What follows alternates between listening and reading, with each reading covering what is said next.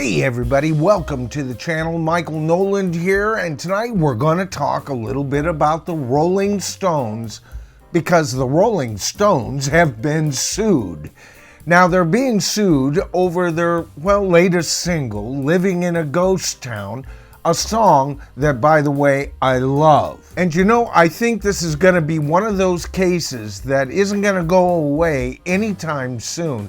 As a matter of fact, with the Stones involved, this case could be music industry changing, if you know what I mean. Now, the reason I say that, these kind of suits go back, famously with George Harrison over his single, My Sweet Lord. And you know what?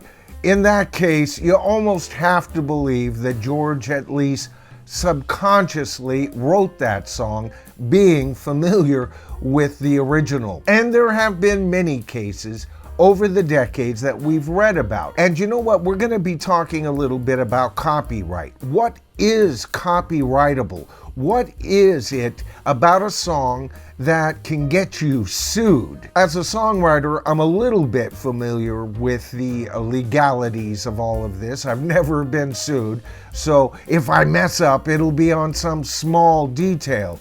But there are only certain aspects that you can copyright, and there are even fewer aspects that you can actually find grounds for a suit. And then when you get to the actual suit, it always boils down to making common sense to whoever it is that makes that fateful decision. All right, so what I'm going to do is I'm going to read an excerpt here from Martin Kelly's article on this whole mess. He starts off by saying, a songwriter has launched a lawsuit against the Rolling Stones, Mick Jagger, and Keith Richards, alleging that the band's 2020 standalone single, Living in a Ghost Town, was based on two of his own compositions. He goes on to say, in court papers filed in a New Orleans court on Friday, Sergio Garcia, who performs under the name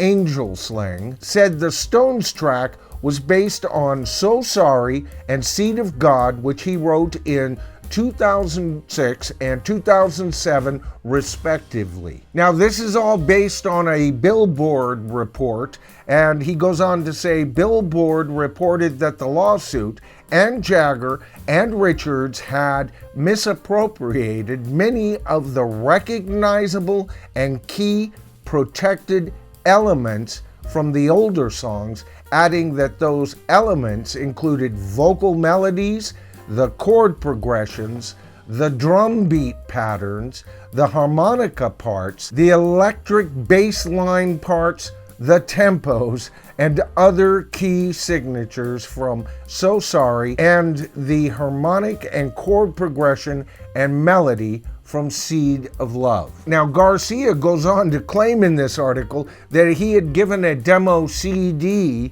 to an immediate family member of Jagger. Now, he goes on to say that the immediate family member confirmed receipt to the plaintiff via email and expressed that the musical works of the plaintiff and its style was a sound the Rolling Stones would be interested in using. Now, it's interesting, this so-called email was not included in the paperwork, so we'll have to wait to see if that actually materializes. The wrap-up to the whole lawsuit is basically this in a nutshell. Defendants never paid plaintiff, nor secured the authorization for the use of So Sorry and Seed of God. The Stones had not commented at the time of the writing. All right, so that's where we're at right now. Did you notice a couple of things there? First of all, one of the things he is suing them over is chord progressions, all right? Now, both of these songs, from what I understand, I didn't get a chance to compare pitch, but I believe they're both in A minor. Now, both songs are based heavily on the 1-4-5 progression. For you non-musicians out there, that's basically a blues chordal progression. It's heavily used in rock and roll, and it's even used quite a bit in country western. And as I've stated many times, as a songwriter, you cannot copyright a chordal progression. I'll give you an example. No matter what you think of Spirit's original acoustic piece that everybody was saying that Led Zeppelin got their whole idea from for Stairway to Heaven, you can't steal a progression, folks. I know that as a songwriter, and so does this guy. Now, another thing he claims copyrightable is the drum beat.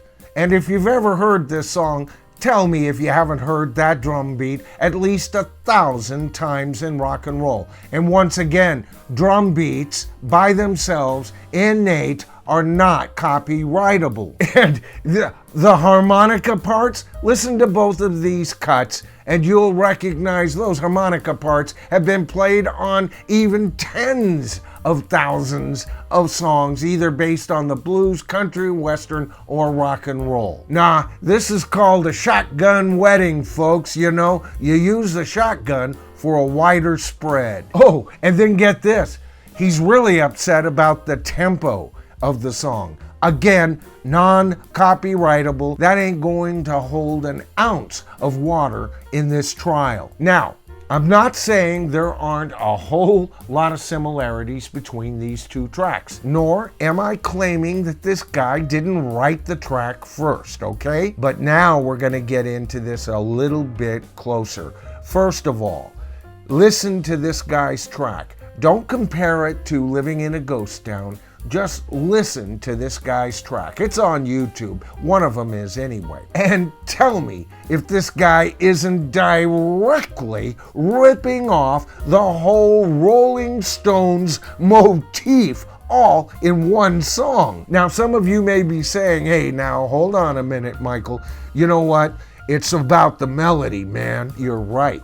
A melody is a key aspect and can get you into a lot of legal troubles, and there are some similarities to the melody. But then let's talk about similarities of melody and whole tonal approach, vocal everything between his cut and an earlier Stones cut, Miss You. Now, Miss You is also a song in the key of A minor, all right? And it is also based on the 1-4-5 progression. And to get my point, you kind of have to cut that first line in half, because on that cut they stayed to the A minor twice as long as they stay to the A minor in these next two songs that we're discussing, you know, the Stones and this dude's. But you know, it's when you cut the length of that A minor chord in Miss You and then splice that shorter piece